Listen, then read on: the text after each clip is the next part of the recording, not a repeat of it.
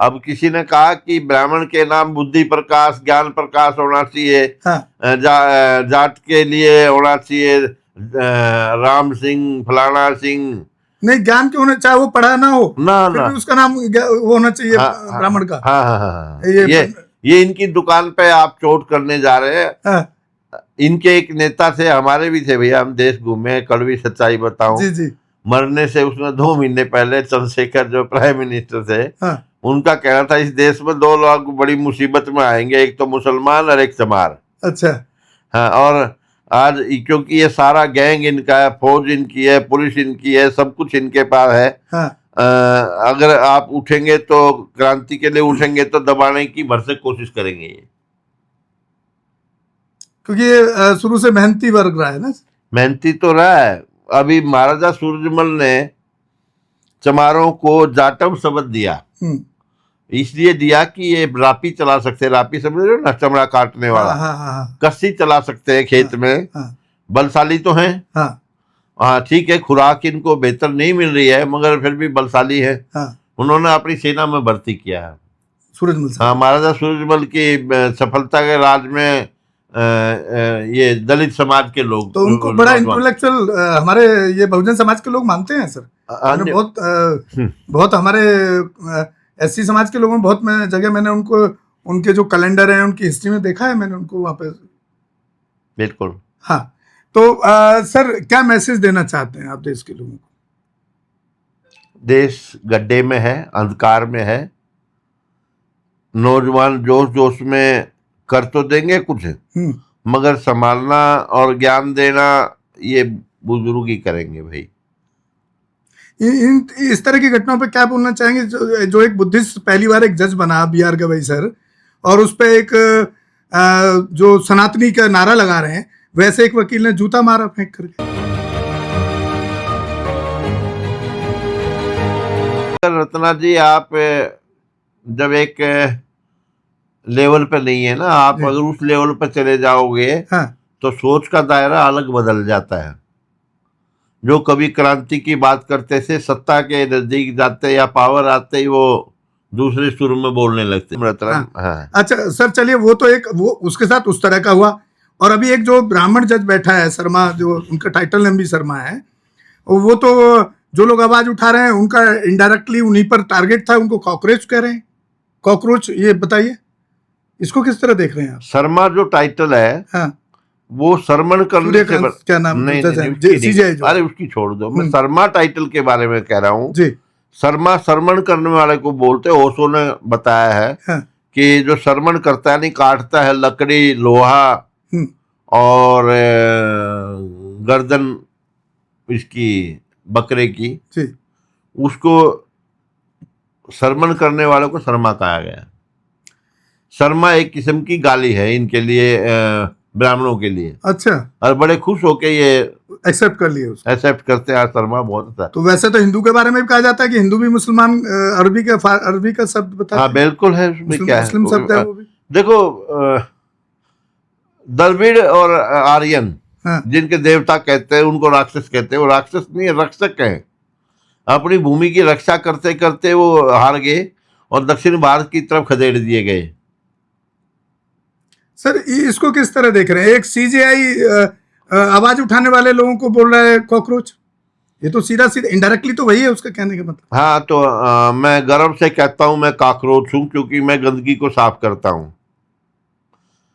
आपको बता दूं, एक बार मेरे हाथ से पाप हो गया, हीट छिड़क दी, कॉकरोच मर गए। हाँ। मेरे को बहुत दुख लगा, मैंने सोचा शायद ये भाग जाएंगे, मगर वो मर गए। हाँ। बाद में किसी साधु ने बताया कि ये जो कॉकरोच है, ये पाइप जो है खाने का जो सामान जाता है या मल जाता है, हाँ, उसको खा के उसको ड्रेनेज को साफ करते हैं। हाँ, मच्छर के बारे में भी ये कहा गया है कि वो वायरस को खाता है, जो जहरीला वायरस होता है इसमें वायुमंडल में, उसको खाता है। परमपिता परमात्मा अगर कोई है तो मैं तो नहीं कह सकता, ना तो बुद्ध कहते थे कि ईश्वर का कोई अस्तित्व है, मगर कोई शक्ति है या कुदरत है ये जो ये सबको अपने ढंग से बनाया है उन्होंने। सर एक चीज और बताएं, मेरा जो अपना, मैं लगभग 7 साल की उम्र से मैं फाइट कर रहा हूँ कास्ट सिस्टम के खिलाफ, आज से नहीं बचपन से। और कोई सोच ही नहीं सकता 7 साल की उम्र का बच्चा कास्टिंग के खिलाफ कैसे सोचना शुरू करे, क्योंकि मेरे साथ में एट्रोसिटी हुई स्कूल के फर्स्ट डे, ठीक है। लेकिन मैंने बीच का जो दौर देखा है उसमें कास्टिंग कहीं ना कहीं कुछ ना कुछ रूप में थोड़ा कम हो रहा था। लेकिन जब से 2014 से ये भाजपा और संघियों की सरकार बनी है, तब से मैं कहीं ज़्यादा पिछड़े लोगों पर, अनुसूचित जाति जनजाति के लोगों पर, आदिवासियों पर, ओबीसी लोगों पर, माइनॉरिटीज पर बहुत ज़्यादा बड़ी घटनाएं, एक से एक ऐसी क्रूर घटनाएं हैं कि जिनको बयान करते हुए आंखों में आंसू आने लगते हैं। तो ये इसको किस तरह देख रहे हैं आप? ये तो देखो समय समय की बात है, जहाँ सामंतवाद इन लोगों के ऊपर ब्राह्मणवाद हावी है। ब्राह्मण गलत नहीं है। मेरे एक साथी है संजीव झा जी। संजीव झा का कहना है कि मैं ब्राह्मण हूँ, मेरी माँ ब्राह्मण है, मेरे पिता ब्राह्मण है, मेरी पत्नी ब्राह्मण है, मेरे बेटे ब्राह्मण है, मगर मैं ब्राह्मणवाद का कटु विरोध करता हूँ। ऐसे ही मैं भी जाटवाद का कटु आलोचक हूँ। वाद किसी भी चीज का वो विवाद प्रकट करता है। मतलब लाइक दैट जो काशीराम जी का फॉर्मूला था वो एकदम फिट था इसका मतलब। हाँ, जिसमें वो कहते थे कि मैं ब्राह्मणों के खिलाफ नहीं हूँ, ब्राह्मण एक जाति हो गई मान लीजिए, लेकिन मैं ब्राह्मणवाद जो सिस्टम है उसके खिलाफ काम कर रहा हूँ। मैं आपको जानकारी दे दूं, मान्यवर काशीराम जी और मैं एक ही मकान में थे। जब पहली मुलाकात हुई तो तलखी के साथ हुई थी, फिर प्यार हो गया था। फिर उनको वो मकान जो छोड़ के एक MP की परछत्ती मिल गई, एक कमरा, तो वहां चले गए। फिर पंजाब में संघर्ष किया, खन्ना के रहने वाले थे वो। उनके दो रोपड़ हाँ। तो वो दो उसके क्लास फेलो से मैं मिला हूँ। संजोग से करोल बाग में थे। बंगड़ साहब पंजाब के चमार और जी मैसी ईसाई, ये उनके क्लास फेलो होते थे। और काशीराम जी एक छोटा अखबार निकालते थे, बहुजन संघ। हाँ, उसकी कॉपी मेरे को भी दी। बहुत ज्यादा तो समझ में नहीं आई पहली बार मेरे को शुरुआत में, मगर जब मैंने लगातार पढ़ा तो हाँ पल्ले पड़ी कि हाँ ये आदमी बदलाव लाएगा। तो सर एक चीज मैंने देखा है, फोन पे भी लगता है, मतलब जो काशीराम साहब के जो अखबार पढ़े आपने, उनके साथ जो आपकी मुलाकातें रही, उसका असर तो आप में दिखता है। हाँ, मैं 14 पीढ़ी से 17वीं साथ है भाई। ये मूर्ति पूजा नहीं करते, झूठ नहीं बोलते, ऐब नहीं करते, नशा नहीं करते, भेदभाव नहीं करते। हमारा बाग था, बाग में देखो जी जो फल तोता काट लेता है वो मीठा होता है। तो मेरे पिताजी ज्यादा वो खिलाते थे उनको, मीठे फल थे वो, तोते के काटे हुए या जानवर के काटे हुए। तो हमारे खेत में काम करके खुश होते थे। और मेरे पिताजी दादा ने जो हमारा बाग का पुश्तैनी कुआं था वो 36 बिरादरी के लिए खोल दिया था, अपने इनके शेड्यूल कास्ट लोगों के। हाँ, सब के लिए, 36 जात के लिए, कोई भी हो। मगर और लोगों ने, ब्राह्मणों ने, गांव के कुछ जाटों ने विरोध किया कि तुम इनको क्यों बिगाड़ रहे हो। ये बेचारे तालाब का पानी पीते थे उसमें तक। फिर पिताजी ने कुआं खुदवाया उन्हीं की मोहल्ले में। तो आपके जो फैमिली की जो पूरी सोच रही है शुरू से ही, वो कास्ट सिस्टम के जो ब्राह्मणवादी और कास्ट सिस्टम अत्याचार के खिलाफ रहे। मेरे गांव का नाम भी बड़ौदा है। विरोध करने वालों को विरोधा बोलते थे। अच्छा। संवत 1058 में गांव बसा था, दादा गागड़ ने बसाया था। नीम वाला है कैथल के पास, वहां से आए थे। और 940 साल हो गए हमारे गांव को। विरोध करने वालों को विरोधा बोलते थे, विरोधा से बड़ौदा पड़ गया। ये आपका जिला कौन सा पड़ता है? जिला अब पहले रोहतक होता था, अब सोनीपत हो गया। अच्छा, सोनीपत में आ गया। सर कोई एक लास्ट एक खूबसूरत सा मैसेज समाज को देना चाहेंगे आप इसके लोग? मताएं कारवां लूट गया तो कोई गम न था, गम तो इस बात का है लूटने का एहसास भी लूट गया। चले कहां से कहां आ गए, कहां हमें जाना था, आजादी को समता की मंजिल तक पहुंचाना था। मगर गजब हो गया जब यह स्वयं शोषण का हथियार बनी, सत्ता पूंजी उच्छृंखल के हाथों की तलवार बनी आजादी। देखिए कितना खूबसूरत मैसेज जोगिंदर मोड़ जी ने दिया है साथियों। और मैं उम्मीद करता हूं कि उन्होंने जितने बेबाकी से बात रखी है काफ़ी मुद्दों पर, उससे हमारे देश के लोगों को और हमारे समाज को सीख लेनी चाहिए एक। जी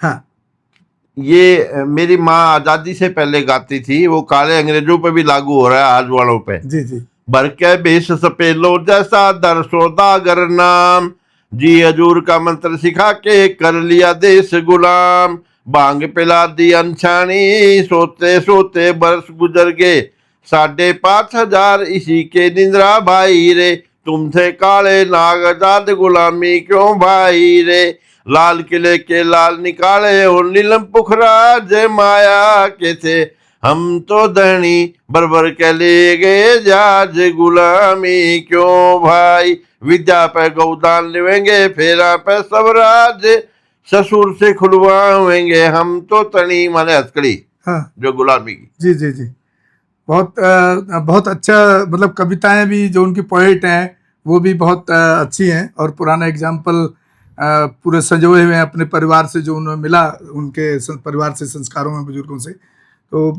सर आपको बहुत बहुत धन्यवाद करते हैं, बहुत बहुत शुक्रिया सर। और कुछ कहना चाहते हैं? बस अच्छा समय आएगा, ऐसी बात नहीं, घबराने की आएगा जरूरत नहीं। सर। कभी जब घोर अंधेरा होता है लास्ट में, तभी पो फटती है, रोशनी आती है। इस भाजपा आरएसएस के संघ के राज में तो दिखता नहीं है सर। नहीं, इनमें भी कुछ लोग अच्छे हैं, हाँ ऐसी बात नहीं, मगर उनको कोई पूछ नहीं रहा। अब नाम लेना क्या जरूरी है, बेचारों की दुकान चली जाएगी। ठीक है। जोगिंदर मोर साहब का एक एनजीओ भी है, मैं बात करना चाहूंगा उस एनजीओ पर कि वो एनजीओ किस तरह से देश में और यहाँ के लोगों के लिए काम करता है। तो मोर साहब, जो आपका एनजीओ है उसका नाम भी बताएं, और उस पर किस तरह से आप जो लोगों के लिए काम करते हैं। मेरा एनजीओ साध सेवा चैरिटेबल ट्रस्ट के नाम से है, और माननीय मोदी जी की सरकार ने 16,000 एनजीओ को कैंसिल किया, तो उसमें से मेरे को भी कैंसिल कर दिया कि तुम काम नहीं कर रहे। आप खुद काम नहीं कर रहा, अगला कि 18 घंटे भाषण देता है रैलियों में, और काम कब करता है ये पता नहीं है, सोता कब है, काम कब करता है देश के लिए। तो और मैं अपना घर का आजीवन सदस्य हूँ जी। अपना घर की 63 आश्रम हैं भरतपुर में, 6,000 बेड का हॉस्पिटल कम आश्रम है। हाँ। वहाँ पे गौशाला भी है जिसका दूध, वहाँ 2,500-3,000 गायें हैं, ज़्यादातर दूध देती है, और वहाँ उन्हीं मरीजों को पिला दिया जाता है जो लावारिस पड़े हैं, रोड पे कीड़े पड़े हुए हैं, बुरी हालत में है, ऐसे लोगों को उठा उठा के दाखिल करते हैं। दिल्ली में बूढ़पुर में जो है 450 बेड का लेडीज का है, और पूट खुर्द जो है रोनी के पास, वहाँ पे वो 750 बेड का है। भरतपुर में 6,000 बेड का बताया मैंने जी। और ऐसे करके 63 आश्रम देश में, 10 और तैयार होने लग रहे हैं, जल्दी हो जाएंगे। तो आप जिसको देखना तक पसंद नहीं करते, उन लोगों को उठा के हमारी संस्था दाखिल करती है। देखिए सर का जो एनजीओ है वो भी बहुत अच्छा काम कर रहा है। और सर, ये जो आपने भी मोदी पे एक वो छोड़ा कि वो 18 घंटे तो मन की बात और पता नहीं क्या क्या, अभी उन्होंने एक सिगुफा छोड़ा है, सिगुफा ही मान रहा हूँ मैं तो उसको, कि लोगों को एक अपील की है, भाई आप पेट्रोल कम यूज करें, यहाँ ना जाएं, ये ना जाएं। और वो खुद तो वो एक जो उनको वो मिलता है ना, वो उच्च सम्मान हर कंट्री से मिल रहा है आजकल, जहाँ भी जाते हैं उस कंट्री का हर उच्च सम्मान मिलता है, तो उसमें पेट्रोल देश का इकोनॉमी खर्च नहीं हो रही क्या?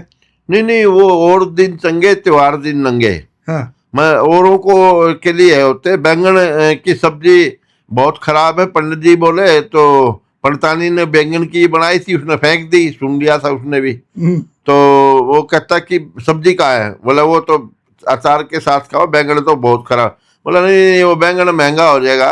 हाँ। इसलिए मैंने कहा था, नहीं तो बैंगन की सब्जी तो बहुत अच्छी होती है। ये खुद तो विदेश यात्रा, हाँ, वो अपने लिए कानून अलग है, और फिर पेट्रोल के दाम भी बढ़ा दिए। अभी आप देखते रहो क्या क्या बढ़ता है। हर कसूर, हर बात को ये नेहरू पे लेकर जाते हैं कि नेहरू ने ऐसा कहा था या करा था। भाई तुम क्या कर रहे हो, अपने भी तो बता दो। छोड़ो, इनसे क्या लेना देना, हमने समाज सेवा के काम करने हैं। और ऐसे मानसिक रोगी मिलते हैं, हम दाखिल करा देते हैं द्वारका एरिया से, इतनी सी भूमिका है। चलिए, ये आजीवन सदस्य हूँ मैं संस्था का। अच्छा। तो अच्छा लगता है, कोई ठीक होता है तो। चलिए, बहुत बहुत शुक्रिया जगदीश मोर साहब को, बहुत अच्छा काम कर रहे हैं अपने एनजीओ के माध्यम से। मेरा फ़ोन नंबर है 93-120 75 629। लावारिस मानसिक रोगी या लावारिस बुजुर्ग आपको कहीं मिले तो हमारे इस नंबर पे आप कांटेक्ट करें। मैं आश्रम का जिस भी क्षेत्र का होगा देश में आपको नंबर दे दूंगा, आप उसको दाखिल करा सकते हैं, जहाँ सेवा शुश्रूषा होती है हमारे समाज संस्था के द्वारा। बहुत बहुत शुक्रिया जोगिंदर मोड़ साहब का। और साथियों, आपने सुना, उनको एक काफ़ी लंबी चर्चा हमने की उनके साथ में, और बहुत सारे मुद्दों पे पुराने से लेकर अब तक की हिस्ट्री पे बहुत अच्छा लगा। और बड़ा रेस्पेक्ट यहाँ मुझे मिली है सर के यहाँ पे। इसी के साथ मैं आप लोगों से विदा लेता हूँ। जय भीम, जय भारत, जय संविधान। आप हमारे दोनों ही channel Bahujan Dastak news and constitution को ज़्यादा से ज़्यादा शेयर करें, सब्सक्राइब करें, ताकि हम ऐसे इंटेलेक्चुअल जो लोग हैं उनको, उनकी विचारधारा और उनके जो सोच है उसको आप तक पहुंचा सकें। और हमारे Facebook, Instagram and Twitter page को भी फॉलो करें, जो बहुजन दस्तक न्यूज के नाम से है साथियों। धन्यवाद। पूरे देश के अंदर जहां कहीं भी बहुजन समाज पर एट्रोसिटीज होती है, उस एट्रोसिटीज पर अगर वो व्यक्ति, वो परिवार मेरे पास तक पहुंच जाता है, जिन केसेज में मेरे फोन के जाने के बाद एक्शन हुआ, उस पर रेप केस तक है, कुल्हाड़ी से काटे हुए हमारे समाज के, बहुजन समाज के लोगों को काटा गया, उन पर कार्रवाई कराने का काम किया। ऐसे सैकड़ों मनुवादियों को जेल भिजवा चुका हूं जो मेरे समाज पे, मेरी बहन बेटियों पर अत्याचार करते हैं। मेरे फिल्म प्रोडक्शन हाउस के अंदर अगर कोई आदमी इलेक्ट्रॉनिक मीडिया के अंदर जाना चाहता है या फिल्म लाइन में जाना चाहता है, उसको फ्री ऑफ कॉस्ट ट्रेनिंग में दे रहा हूं और देता रहूंगा। धर्म पढ़ाएंगे आपको, रामायण, महाभारत, गीता, बाइबल और कुरान। दोस्तों, आपको पढ़ना होगा भारत का संविधान। 1984 में काशीराम साहब को ज्वाइन किया मैंने, और उस टाइम मैं 9th क्लास में पढ़ता था। उनके उस रास्ते पे काम करता हूँ। सामाजिक आंदोलन चलते रहना चाहिए, राजनीतिक आंदोलन चले या ना चले। ना बिकता हूँ, ना मुझे कोई खरीद सकता है, ना समझौता करता हूँ। सिर्फ 18 घंटे काम करता हूँ। जब तक मेरे समाज के, बहुजन समाज के पीड़ित व्यक्ति को न्याय नहीं मिल जाता, तब तक मैं बाबा साहब के विचारों और संविधान पर चलता हूँ। 9810085714। गांव की घटना है, ठाकुरों ने राइफल से गोली चलाई, मारने का प्रयास किया, सिर्फ बारात चढ़त के ऊपर की, इस रास्ते से बारात नहीं चढ़ गई, ठाकुरों का रास्ता है। सारे चैनल को बोला कि भाई ये स्टोरी चला दो, किसी कोई चैनल पे स्टोरी चलाने के लिए तैयार नहीं होगा। कौन से बहुजन समाज को न्याय दिलाने की बात कर? काशीराम साहब कहते थे कि मैं किसी की शादी में नहीं जाऊंगा, किसी के फंक्शन में नहीं जाऊंगा, किसी के घर नहीं जाऊंगा, ना शादी करूंगा, ना गए कभी। जो संगठन, जो राजनीतिक लोग चला रहे, वो अपने घर में पहले सुरक्षा और बंगला और पैसे का और बड़ी कार का इंतजाम कर रहे हैं। उस पर भी आपको सोचना चाहिए। फिल्म लाइन और इलेक्ट्रॉनिक मीडिया में इस समाज के लोग, जो पुअर सेक्शन है, पुअर कास्ट जिसको कहते हैं, SC ST OBC माइनॉरिटी, एक भी चैनल का कोई भी मालिक इस देश के अंदर आज तक नहीं है। क्यों नहीं है? हमारे चैनल लाइक, शेयर, सब्सक्राइब देखना मत भूलिएगा। इसी के साथ आप लोगों से विदा लेता हूँ। जय भीम, जय भारत, जय संविधान, नमो बुद्धाय।